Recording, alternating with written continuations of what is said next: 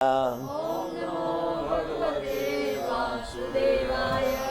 Namo Bhagavate Vasudevaya.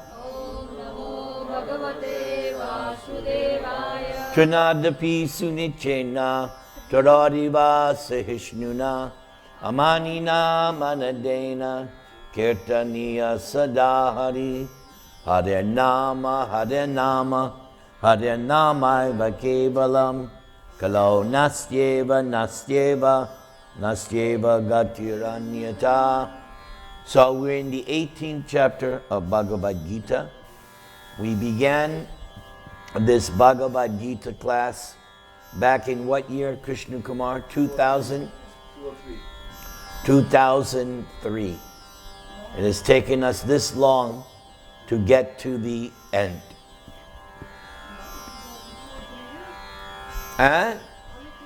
No, we started in 2003. 12 years. Yes. Yes, we have done, and Prabhupada we did. So like you kind of 8 years. All right. 1858. All right. Please repeat. Machchitta sarva durgani mat prasadat tarishyasi athat chetvam ahankaram nasrosyasi vanangshyasi. Mat, of me. Chitta, being in consciousness. Sarva, all. Durgani, impediments. Mat prasadat, by my mercy. Tarishyasi, you will overcome. Atha, but. Chet, if. Tvam, you. Ahankarat, by false ego. Nasrosyasi, do not hear. Vanangshasi, you will be lost. So this sounds like a very powerful statement from God Himself. Please repeat. If you become conscious of me, you will pass over all the obstacles of conditioned life by my grace. If, however, you do not work in such consciousness, but act through false ego, not hearing me, you will be lost. So before we go to the purport, I'd like to explain a little bit. So the first thing, if you become conscious of me, meaning you have free will. Yesterday, I was with some of the devotees from the Los Angeles temple, and every year we get invited to one high school in Palos Verdes. One Professor Macklin, he has been inviting us for like almost 20 years. So I was explaining to the students that this whole material world is simply a day-to-day setup of choices. That's all life is. And it comes down to two different choices. Do I want to enjoy and exploit this material world, or do I want to love God? Not both. Can't be both. Even in the Bible, there is this expression, you cannot love God and mammon. Mammon meaning the material world, material life. You have to make a choice. It's either sense gratification or devotional service. There's nothing else. Yes, it goes under the name of so many different things, but it all comes down to those two categories. And it's a conscious decision one after at every moment. At every moment, do I want to serve Krishna or do I want to try to enjoy my senses?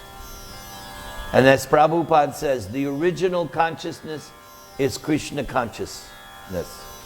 So the first line, if you become conscious of me, that's up to you, not Krishna. Yateshasi tata kuru.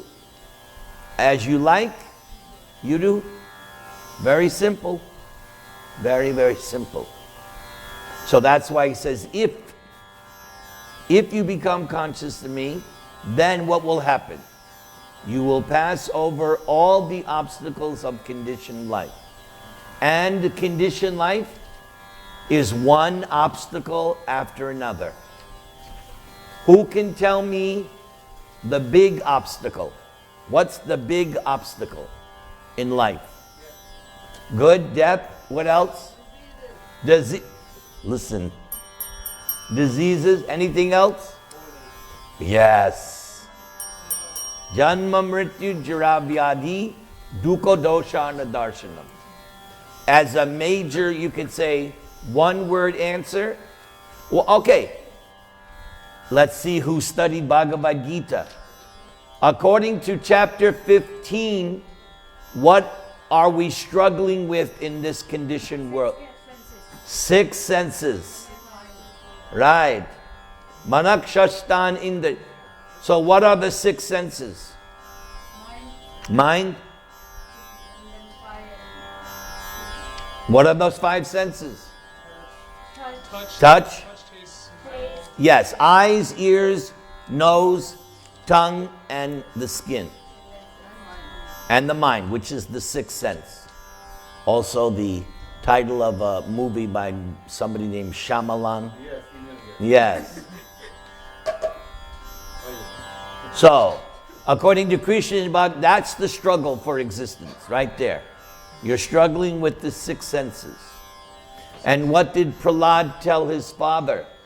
Because in the school, Hiranyakashipu wanted Prahlad to learn about enemies, politics.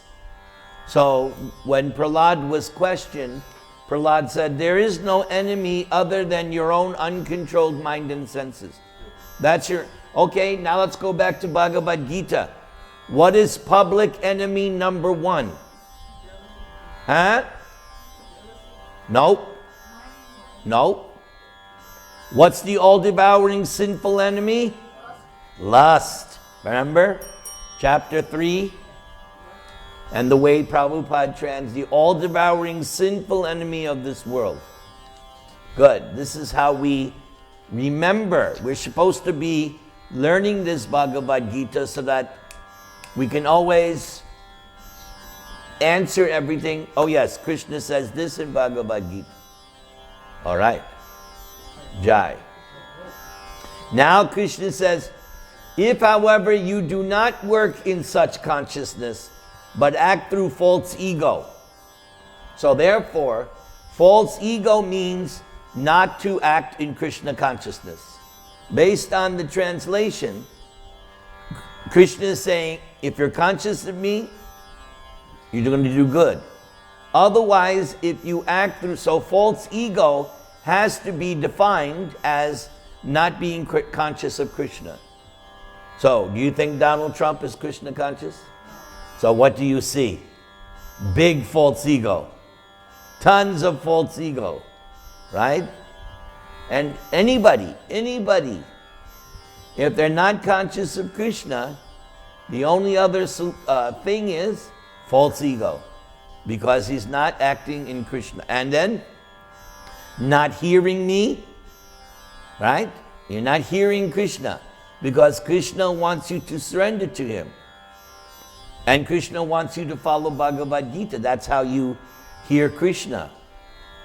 You will be lost. And we learned that in chapter 2. There was that progression. You come in contact with the objects of the senses. You become attached. Then, after attachment, after attachment, lust. Right after the attachment, lust. Now after the lust, then you spiral down. You fall down gradually, you lose your intelligence, and then you go down into the material pool. Shall we read the purport? Now, I would like Arjuna to step up to the microphone and read the purport loud and clear, slowly, with comprehension, into the microphone, okay? A person in full Krishna consciousness is not unduly anxious about executing the duties of his existence. A little slower, please. Okay. The foolish cannot understand this great freedom from all anxiety. For one who acts in Krishna consciousness, Lord Krishna becomes a most intimate friend. He always looks after his friend's comfort, and he gives himself to his friend, who is so devotedly engaged, working 24 hours a day to please the Lord. By the way, I have a new service for you. This is excellent. You have a good reading voice. Very good. Let's give him a hand. Very good, Arjuna. Continue. Therefore, no one should be carried away by the false ego of the bodily concept of life. One should not falsely think himself independent of the laws of material nature or free to act. He is already under strict material laws, but as soon as he acts in Krishna consciousness, he is liberated, free from the material perplexities. One should note very carefully that one who is not active in Krishna consciousness is losing himself in the material whirlpool, in the ocean of birth and death. No conditioned soul actually knows what is to be done and what is not to be done. But okay, stop there. Where did you hear that before? What is to be done and what is not to be done? What chapter did you get? We read that before. Not chapter 4. Come on. Who is the one who does not know what is to be done, what is not to be done? What kind of person? So which one? Yes, the Asura. That was the definition in chapter 16. The demon does not know what is to be done and what is not to be done. That's what makes a demon. Just like when the policeman calls you over and you say, I didn't know I couldn't drive 100 miles an hour in the school zone. I didn't, nobody told me, right? That's a demon. He's supposed to know. That's why you have to read Bhagavad Gītā so that you know what is to be done and what is not to be done. If you don't read Bhagavad Gītā, probably you're a demon. So you better read Bhagavad Gītā. Continue, Mr. Arjuna. But a person who acts in Krishna consciousness is free to act because everything is prompted by Krishna from within. And what do we call Krishna from within? Paramatma. Go ahead. From within and confirmed by the spiritual master. That's important. Confirmed by the spiritual master. Because why? The crazy guy is going to say, you know, recently we had all these people that do mass murders. God told me to do it. Sometimes they give that excuse. I was doing this because God told, the guy killed his whole family. There's so many of these now recently, right? Things are going so bad. The guy kills his 3 kids, his wife, and he says, I was told to do this by God. So that's why what Prabhupada says, and then what? Confirmed by the spiritual master. Okay? That's the checks and balances. Not because anybody can say, well, the reason I robbed you is because God told me to. Because you're of the devil. Okay? Hare Krishna. Continue, Mr. Arjuna. Oh, it's over. Oh, Yeah. Thank you, Arjuna. That was excellently done. All you have to do is just a little slower next time, okay? Because you got to understand, reading is one thing, but then when you speak it, and this is a fault of many people when they're giving lecture. And what did he say? You have to go nice like I do. I'm the best. Nice and slow so that they can digest. All right, shall we continue? Please repeat. Yadahankaram asritya na yotsya iti manyase mityaisha vyavasayaste prakritistvam niyoksyati yat if ahankaram of false ego asritya taking shelter na yotsye I shall not fight. When did Arjuna first say that? Chapter what? What did you say? Chapter 2 and chapter 1. Yeah, at the end of chapter 1 and chapter 2. He dropped his bow. Oh Govinda, I shall not. Okay, go ahead. Oh, excuse me, that's me.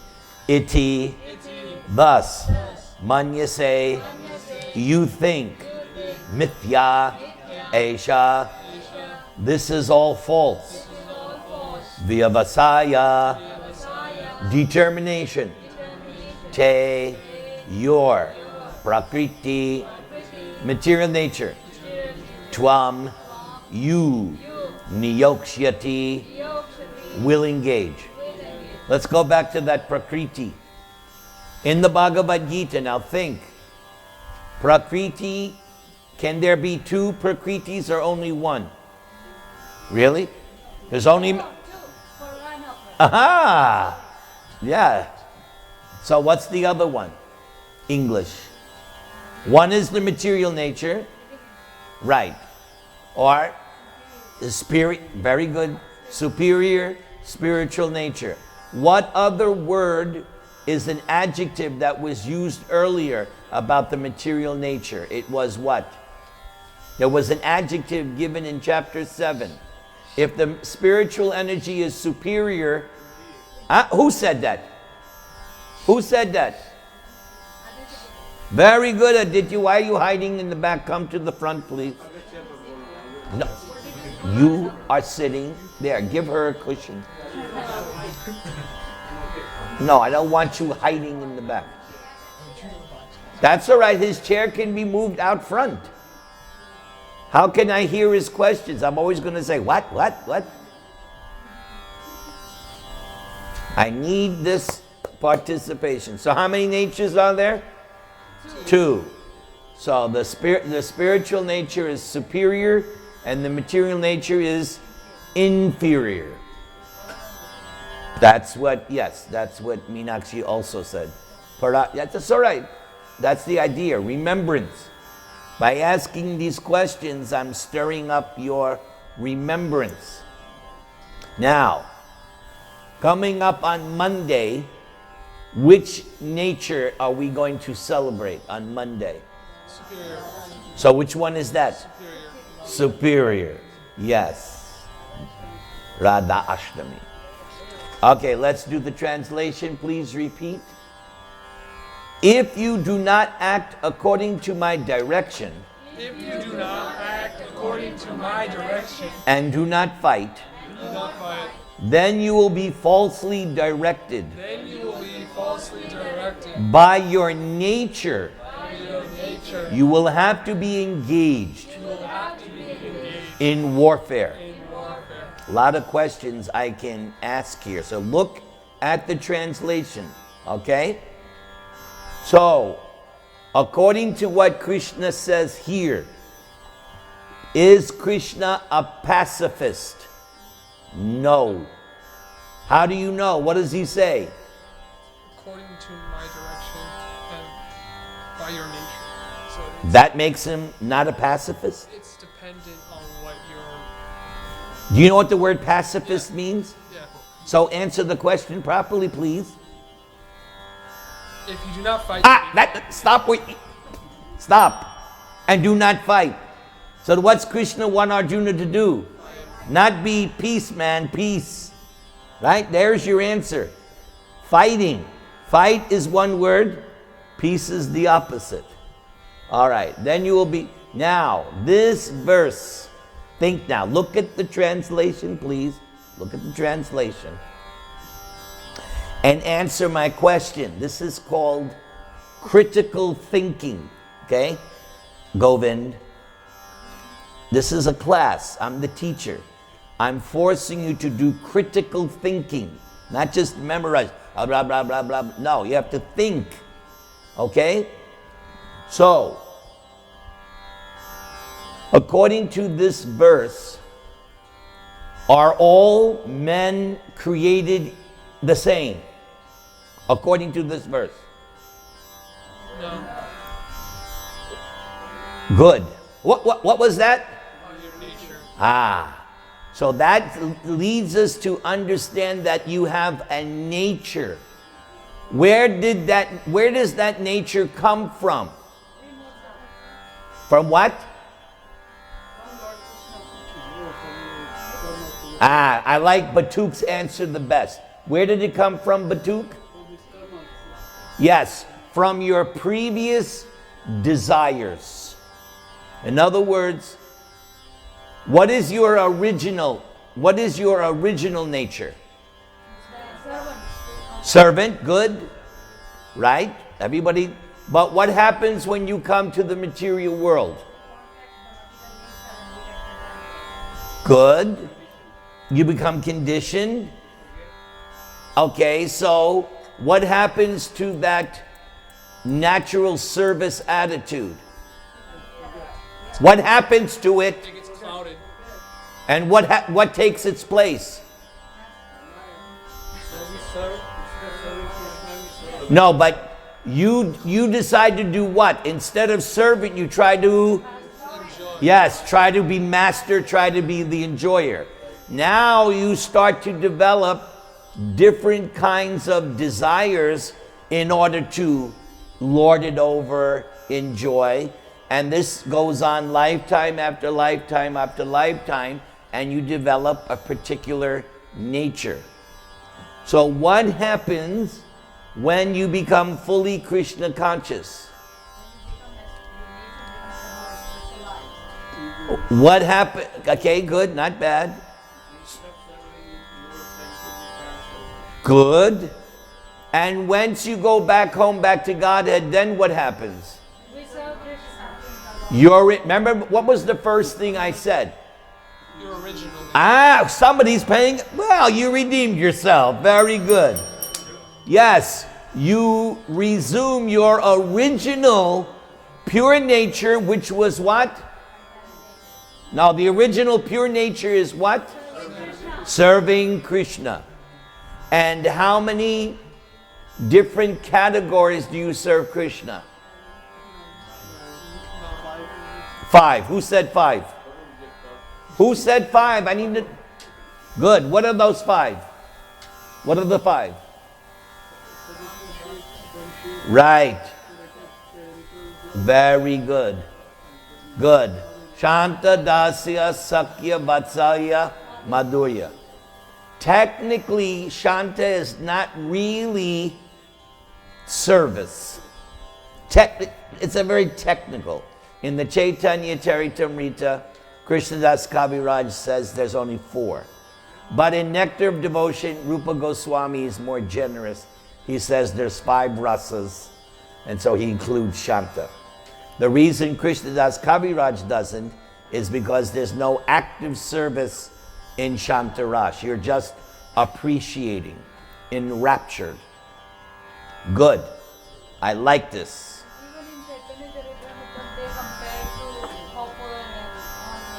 The metals? Very good.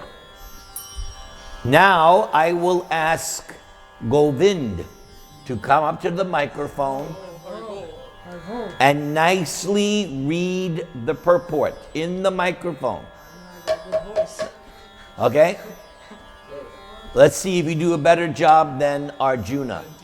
So, Govind, slowly with comprehension. Arjuna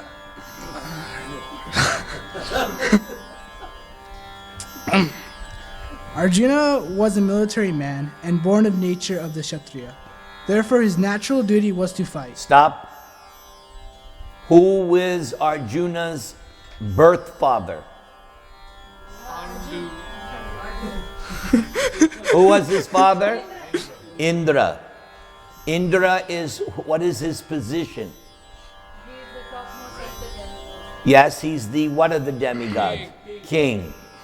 And does Indra have a weapon? What? So, does it make sense that he is the son of a Kshatriya? Okay, continue. But due to false ego, he was fearing that by killing his teacher, grandfather, and friends, he would incur sinful reactions. Who was his teacher? Who was his grandfather? Bhishma. Go ahead. Actually, he was considering himself master of his actions, as if he were directing the good and bad results of such work. He forgot that the Supreme Personality of Godhead was present there, instructing him to fight. That is the forgetfulness of the conditioned soul. The Supreme Personality gives directions as what is good and what is bad, and one simply has to act in Krishna consciousness to attain the perfection of life. Stop. Where would I find out from the Supreme Personality of Godhead what is good and what is bad? Where do I get that from? Very good. Any Shastra in particular? And Bhagavad Gītā. Continue. No one can ascertain Ascertain. I knew that. Ascertain his destiny as a supreme lord can. Why? Why? These are all servants. No, I need a better answer than that. But what about me? You don't. How's that? What happened? You're on the right track. You're answering correctly. This was answered by Krishna in chapter 4. When Arjuna asked Krishna, how was it that you taught the Bhagavad Gītā to the sun god? What did Krishna say in response? But he can remember. Ah, that's the problem. When we take birth, forget. But Krishna, since he doesn't change his body, he remembers everything. Good. This is called what? Critical thinking and reading. This is college type, better than college. This is Narantara school. And it doesn't cost you an arm and a leg. So we drop out of college? I didn't say that. This class is only twice a month. What about the rest of the time? I'm good on twice a month. Oh, really? Continue. Okay. No one can ascertain his destiny as the Supreme Lord can. Therefore, the best course is to take direction from the Supreme Lord and act. No one should neglect the order of the Supreme Personality of Godhead or the order of the Spiritual Master, who is a representative of God. That's important. That is very, very important. Continue. One should act unhesitatingly to Unhesitatingly. the Indian tongue. That's all right. Go try it again. One should act hesitatingly to execute the order of the Supreme Personality of Godhead. That will keep one safe under all circumstances. So this word unhesitatingly will be coming up in a few verses. Kamlesh's favorite verse. What is the word, Sanskrit word, where Prabhupada is getting unhesitatingly? Masucha. Very good. That's where Prabhupada's getting it. All right, everybody chant the Maha Mantra. Hare Krishna, Krishna Krishna, Hare Hare, Hare Rama, Rama Rama.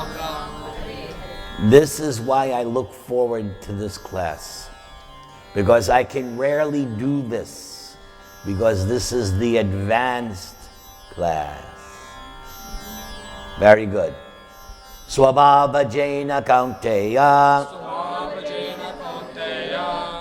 Nibaddha Swaina Karmana Kartum Nichasi Anmohat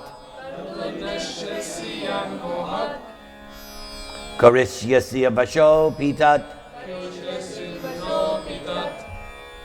Swabhavajena, Svabhavajena, born of your own nature. born of your own nature. So you've heard Prabhupada and myself explain how the way the people think of the caste system in India is wrong.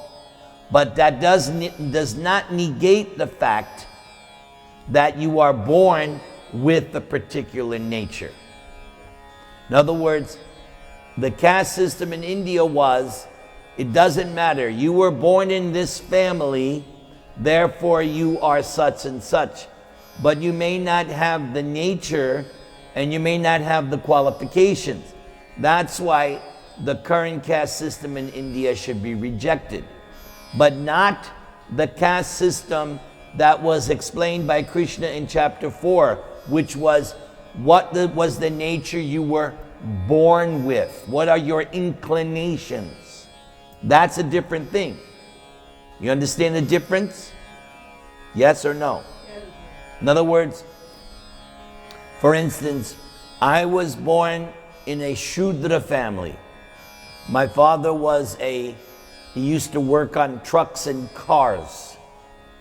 So according to the caste system, I'm supposed to do the same thing. I don't know anything about cars, okay? And my nature is completely different.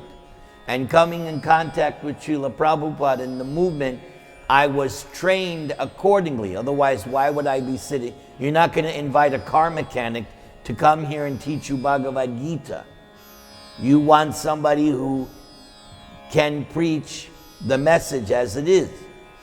So there's a nature, just like you remember the story of Prahlad. Why did the demigods capture Hiranyakashipu's wife?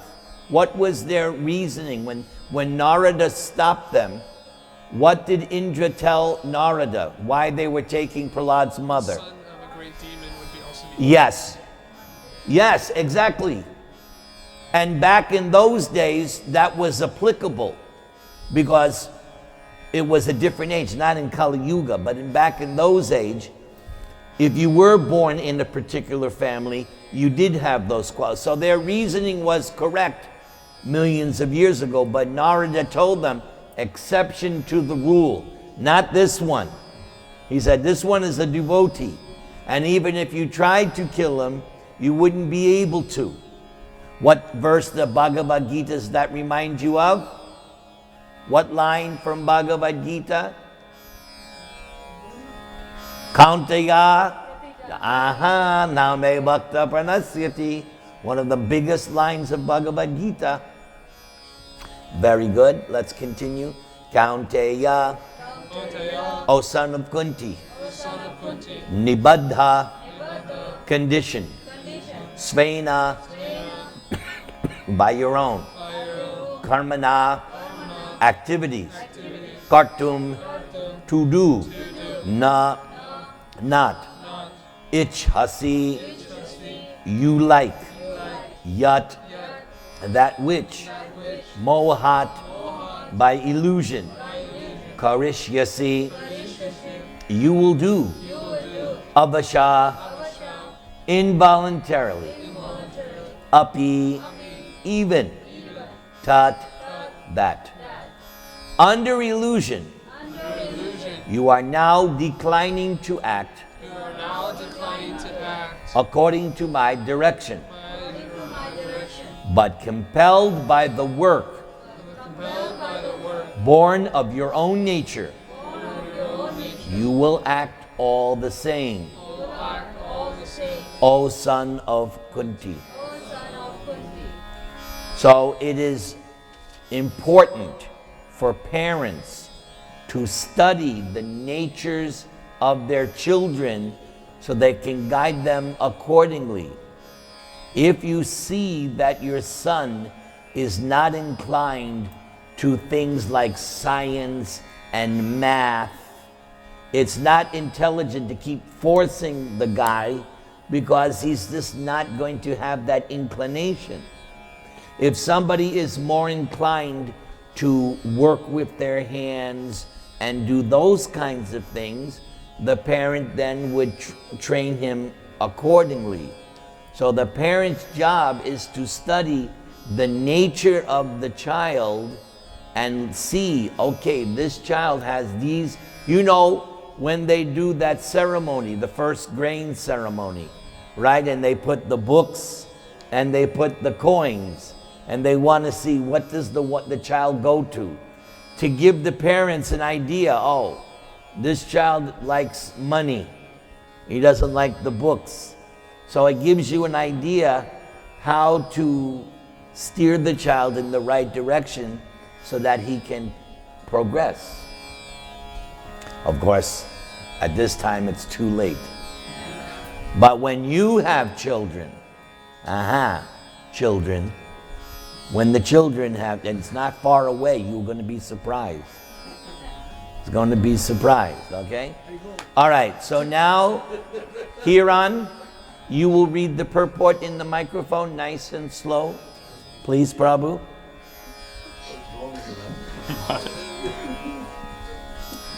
Purport.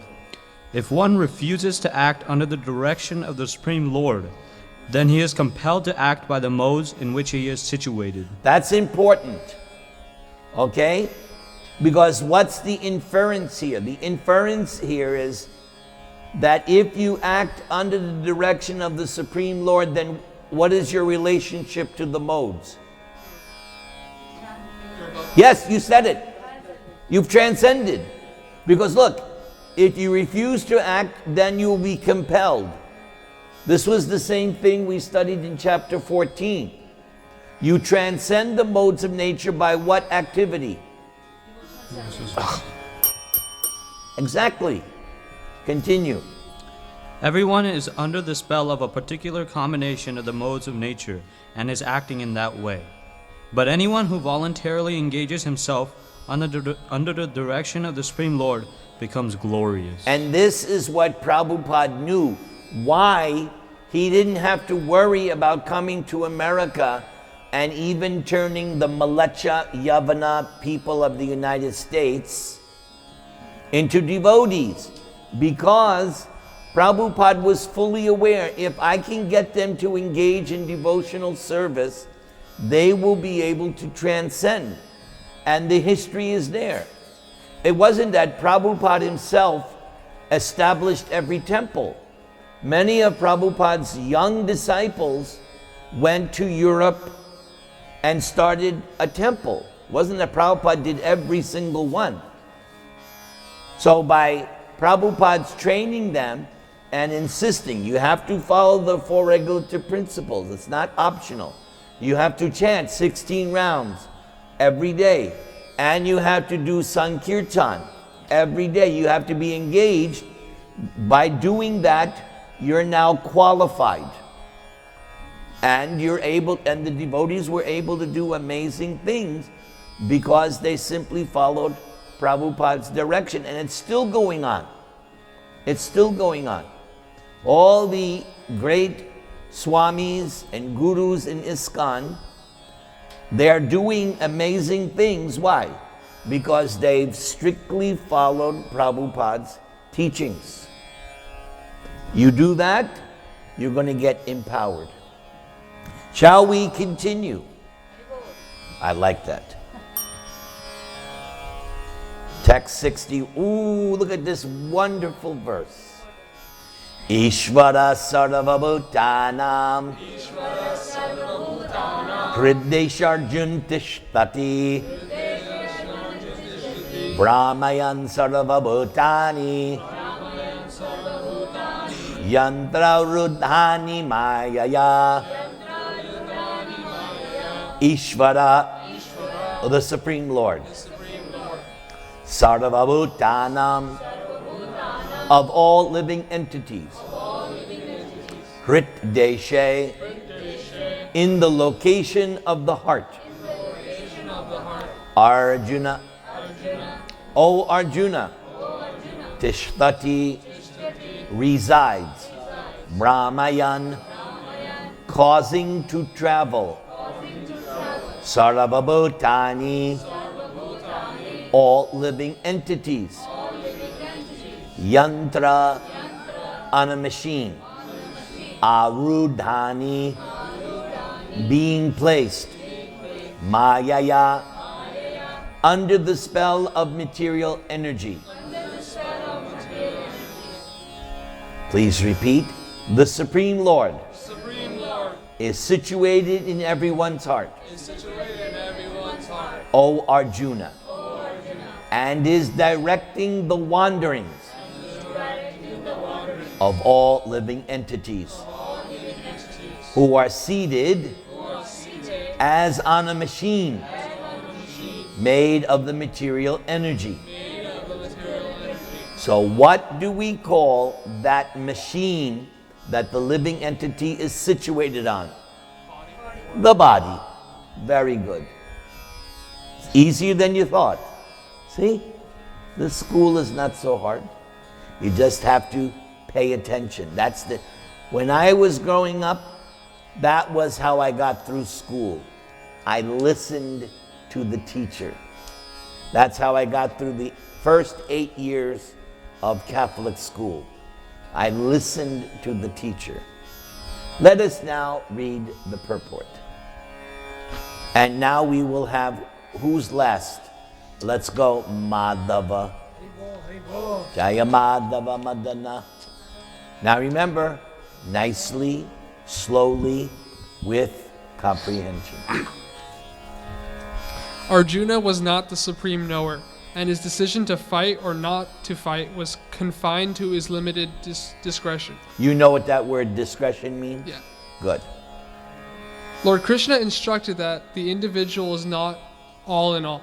The Supreme Personality of Godhead, or He Himself, Krishna, as the localized supersoul, sits in the heart directly directing the living being. After changing bodies, the living entity forgets his past deeds. Did we not already say that? And what reference did we give? What chapter? Chapter 4.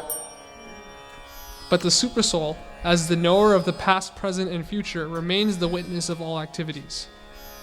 Therefore, all the activities of living entities are directed by the supersoul. The living entity gets what he deserves and is carried by the material body. That is why there's no such thing as chance in the material world. This is explained in Krishna book in the chapter Prayers by the Personified Vedas.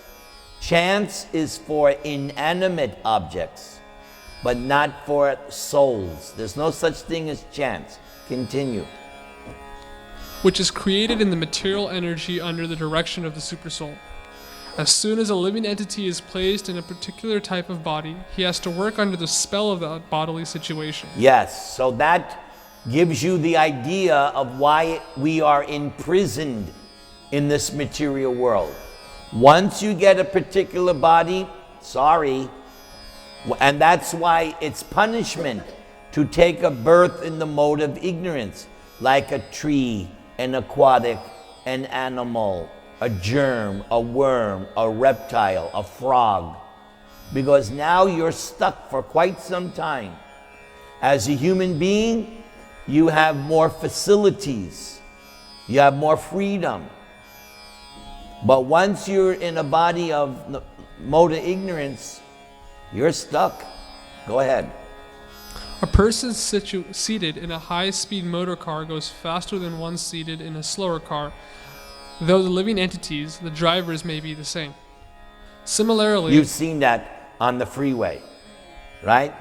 You get this all the time. You're trying to go, say, in the fast lane, and the guy's doing 60, and it's like, everybody's like, come on, move out of the way, buddy.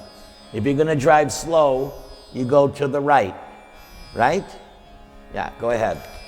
Similarly, by the order of the Supreme Soul, material nature fashions a particular type of body to a particular type of living entity so that he may work according to his past desires. Okay, so notice here, by the order of the Supreme Soul, material nature fashions a particular type of body. This reminds me of a verse in chapter 9. What verse am I thinking in chapter 9, Rama? Ooh! You always can tell she knows exactly the verse. Material nature is working under whose direction? Yes. Is she independent? No. Who is that material energy? Parvati or Durga. Yes, go ahead. The living entity is not independent. One should not think himself independent of the Supreme Personality of Godhead. So if somebody thinks I am completely independent, what do we say about that person? What's that? The fool. What else? Something happened? Everything okay? Or we say they're in ignorance or illusion or Maya. Good. Continue. The individual is always under the Lord's control. Therefore, one's duty is to surrender, and that is the injunction of the next verse. Question. According to this verse, someone may say, see that? It's all predestined. There's nothing I can do about it. Because look what it says. Where's my free will? What do you say? Well, his current situation is based on his previous desires. Right. You read that in this purport. But Very good. It doesn't mean he can change his current situation. Okay. In other species, no. But in human form, you can. Because you always have the opportunity at any moment to get out of the particular choice that you've made. Whereas in the animal, if you're a dog, you got to wait it out. If you're a frog, if you're with any kind of a tree, you can't just like all of a sudden decide, okay, I've had enough. No, you got to wait your turn. But as a human being, because you have more facility, at any moment, you have the chance to make a change. Okay. Read the last sentence again. Therefore, one's duty is to surrender, and that is the injunction of the next verse. So let's go to the next verse. All right. Tam eva sharanam gaccha. Tam eva sharanam gaccha. Sarva bhavena bharata. Sarva bhavena bharata. Tat prasadat param shantim. Tat prasada param santim. Shtanam prapsyasi shasvatam. Stanam prapsyasi shasvatam. Tam. Tam. Unto him. Unto him. Eva. Eva. Certainly. Certainly. Sharanam gaccha. Karanam gasha. Surrender. Surrender. Sarva bhavena. Sarva bhavena. In all respects. In all respects. Bharata. Bharata. O son of Bharata. O son of Bharata. Tat prasadat. Tat prasada. By his grace. By his grace. Param. Param. Transcendental. Transcendental. Shantim. Shantim. Peace. Peace. Shtanam. Shanam. The abode. The abode. Prapsyasi. Prapsyasi. You will get. You will get. Shasvatam. Shashvatam. Eternal. Eternal.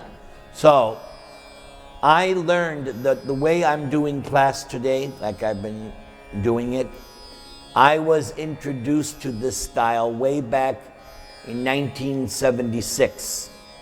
I was in the Dallas temple, and the devotee was giving a Chaitanya Charitamrita class in this style, forcing you to really look at it, and you had to think. He would ask, just like I'm doing, he'd ask questions to see if you're actually comprehending what you're reading. And ever since then I said, I like this style. So that's why we're doing it. Okay, please repeat. O scion of Bharat, O scion of Bharat, surrender unto him utterly. surrender unto him utterly. So who's Krishna referring to? The scion Oh, Arjuna should surrender to Arjuna? Who is Krishna referring to? himself. Ah, very good. Where? Which one? Which Krishna? Yes! He just got finished saying that the Paramatma, where he's in the heart. So this is a carryover from the previous verse. So, like I always like to say, Krishna's cool. Krishna is saying surrender to me, but actually surrender to him. Him meaning the super soul. But Krishna is the super soul. That's why Krishna is cool. By his grace, By his grace, you will attain transcendental peace you will attain transcendental peace and the supreme and eternal abode. The supreme and eternal abode. Question, in chapter 15, what did Krishna say about his supreme and eternal abode in chapter 15? There is no light and there is no There's no light? That's not what he said. no No, he didn't say that either.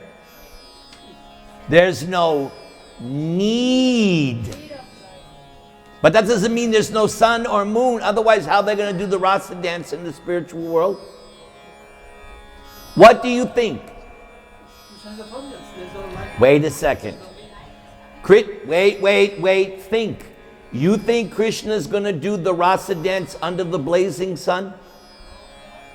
Does Krishna do the rasa dance in Krishna Loka? How often? Every day. So when does Krishna do the rasa dance? on earth. No. In spiritual plan. Okay, on earth. When does he do it? Right. So in the spiritual world, there has to be night and day. So that's why the verse says there's no need. Not that there's no sun or moon. You're not listening. Again, let's go back. True or false?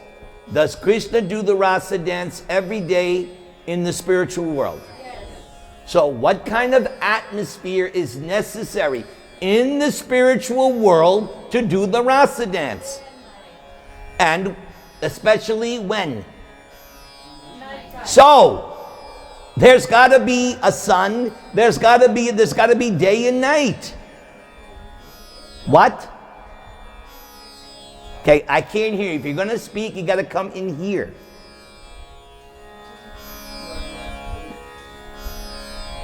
I can't hear you. You have to come in so we can hear.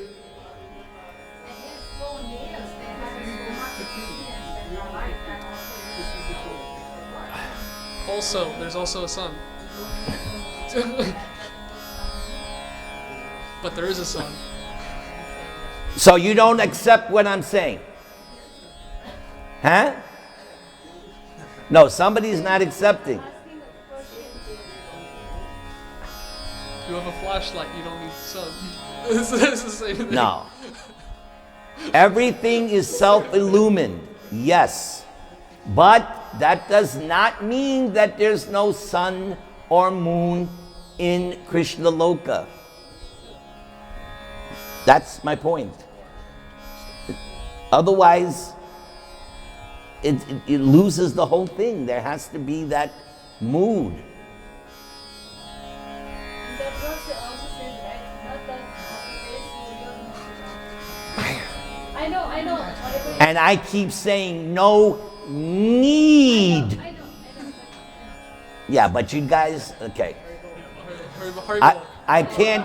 hurry. All right. So you must think that.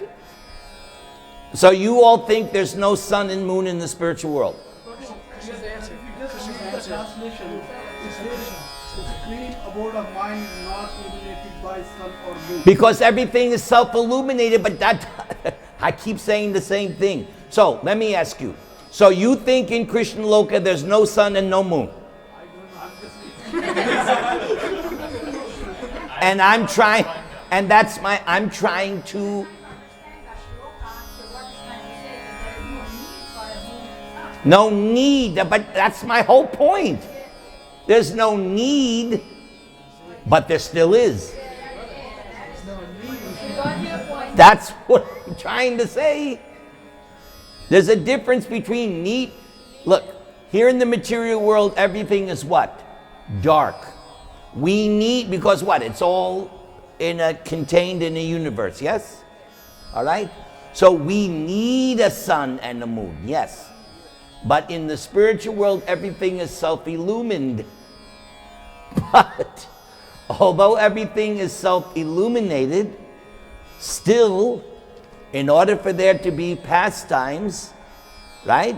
So there's going to be morning pastimes, midday pastimes, evening pastimes, like that. You need change, you need scenery. All right. Haribo. What? The same thing, they don't need light. They don't, yeah, they don't need it, but it's still there. Haribo. Okay. All right, everybody chant Hare Krishna. Hare Krishna, Hare Krishna. Come on, everybody chant. Ram, Ram, Hare Hare. 3 times. Hare Krishna, Krishna Krishna, Hare Hare. Hare Ram, Ram Ram, Hare Hare. Okay, now I would like Advaita Chandra to come to the microphone and read the purport.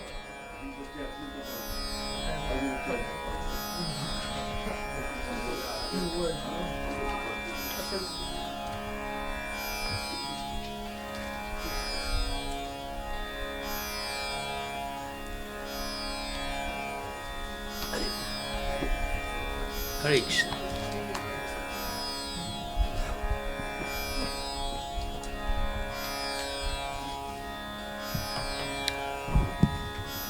A living entity should therefore surrender unto the Supreme Personality of Godhead, who is situated in everyone's heart, and that will relieve him from all kinds of miseries of this material existence. By such surrender, not only one will be released from all miseries in this life, but the end he will reach the Supreme God. Question for Advaita Chandra.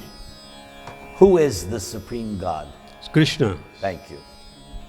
The transcendental word is described in the Vedic literature, Rig Veda 1-20, as Tad Vishnu Paramam Padam. Since all of creation is the kingdom of God, everything material is actually spiritual. But Paramam Padam especially refers to the eternal abode, which is called the spiritual sky of Vaikuntha. In the 15th chapter of Bhagavad Gītā, it is stated, Sarvasya chaham hridaya sanivishto. The Lord is seated in everyone's heart. So this recommendation that one should surrender unto the super soul sitting within the means that one should surrender unto the Supreme Personality of Godhead, Krishna. Krishna has already been accepted by Arjuna as the Supreme. He was accepted as the 10th chapter in the 10th chapter as Param Brahma Param Dham. Arjuna was accepted as Krishna as the Supreme Personality of Godhead and the supreme abode of all living entities, not only because of his personal experience, but also because of the evidence of great authorities like Narad, Vasistha, Devala, and Vyas. Everybody chant the Maha Mantra. Hare Krishna, Krishna Krishna, Hare Hare, Hare. Let's hear something about Srimati Radharani. So this is from the Chaitanya Charitamrita, and it's from the Adi Leela chapter 4.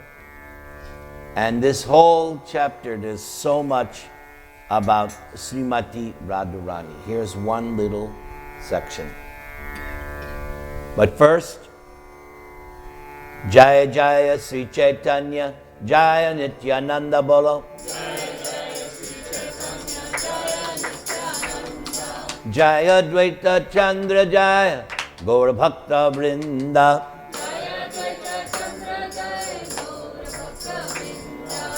Jaya Jaya Sri Chaitanya Jaya Nityananda. Jaya Advaita Chandra Jaya Gaur Bhakta Vrinda.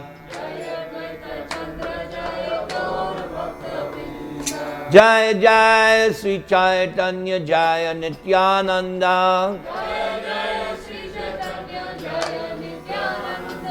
Jaya Advaita Chandra Jaya Gaur Bhakta Vrinda.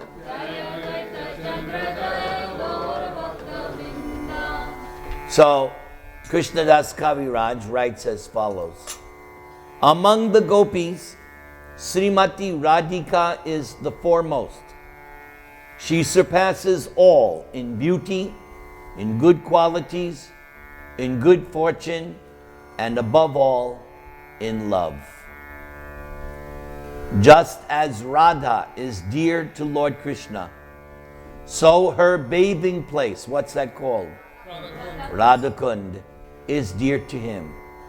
She alone is his most beloved of all the gopis.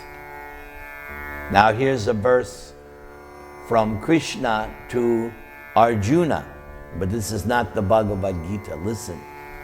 O Partha, in all the 3 planetary systems, this earth is especially fortunate, for on earth is the town of Vrindavan. And there the gopis are especially glorious, because among them is among the gopis, Srimati Radharani. Continuing, all the other gopis help to increase the joy of Krishna's pastimes with Radharani. The gopis act as the instruments of Radha and Krishna's mutual enjoyment. And in the purport, it says the gopis are divided into 5 groups: Sakhis, Nitya Sakhis, Prana Sakhis, Priya Sakhis, and Parama Preshta Sakhis. All right, let's continue. Radha is the most beloved consort of Krishna. She is the wealth of his life. Without her, the gopis cannot give him pleasure. Remember the night of the Rasa dance? Krishna disappeared from all the other gopis, but he left with and it's mentioned in the same way. Radharani is the binding link of the Rasa dance, as it says here. Without Radharani, the other gopis cannot give Krishna pleasure. But when Radharani is there, then the gopis expand the pastimes. They make it more wonderful. But no Radharani, no good. Lord Krishna, the enemy of Kamsa, left aside the other gopis during the Rasa dance and took Srimati Radharani to his heart. For she is the helper of the Lord in realizing the essence of his desires. So I find this personally very nice. In other words, God is a person, and he also has desires, just as you have desires. So since God is a person, he has desires. And just like with you, either with your husband or your children or your wife or your friends, you realize your desires. So with Krishna, who does he realize his desires with? Srimati Radharani. This proves that God is a person. He's not impersonal. All right, let's continue. Lord Chaitanya appeared with the sentiment of Radha. He preached the Dharma of the age. What is the Dharma of the age? Hinduism? Sankirtan. Chanting of the holy name and pure love of God. So not some ism, not Christianity-ism, Muslim-ism, Buddha-ism, Hindu-ism, Trump-ism. No. Holy name, love of God. That is the Dharma of the age. In the mood of Srimati Radharani, Lord Chaitanya fulfilled his own desires. And this is the principal reason for his appearance. Lord Chaitanya is Krishna, the embodiment of rasas. He is amorous love personified. What do we call amorous love personified in the material world? What personality is that? Kamdev, Cupid. But in the original Kamadev, even we chant,